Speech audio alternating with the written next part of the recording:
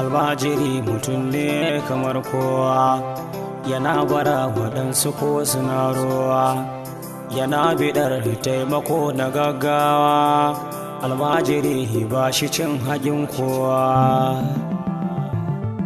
Hijira yake ya bar gida na iyaye, ya bar yayye gami da kannaye, ya bar gida yana zubar da hawaye, ya bar garin su maka domin nema na ilimi na addini kujima.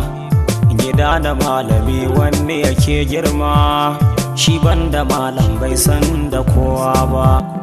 Idan ya zo bara wasu suna kora, abinci in ya saura su sashi a shara, babu mai kula da shi ya markara. Idan ya zo shi maciya yana dako, ana ta ci yana nan yana kallo, sai ya tashi babu ko in ce zero, su ba ruwansu ba za su san mai ba. Wani in za a bashi ba a bashi dan Allah, sai yana aiki da wanki a gidan jimla. Takaice in zai samu sai ya sha wahala, amma a hakan wannan ne mai gata.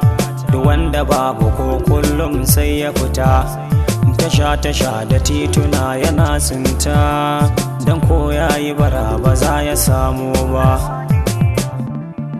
To almajiri mutum mai daraja ne, kuma almajiri mutum mai kima ne, amma 'yan kaɗan ne ai suka gane. Idan ka bashi to ajiya ne kai, rana ta gobe zai zama ka majanye.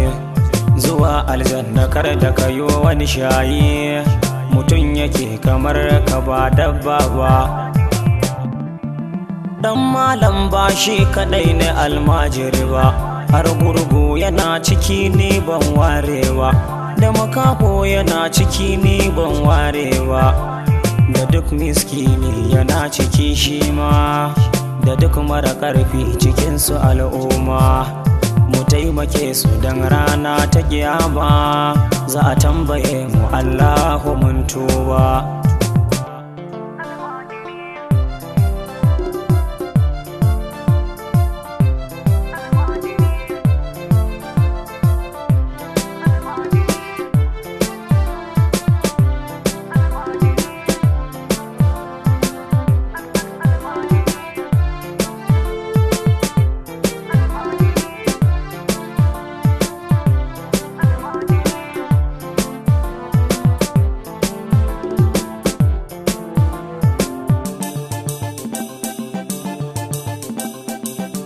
Allah muna huyar hali, rabi yayo hani da cin zali.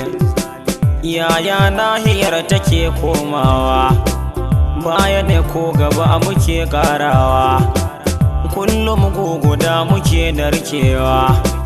Mata da maza ban bambantawa, bakakenmu duk suna karawa, fararenmu duka sun yi dafewa.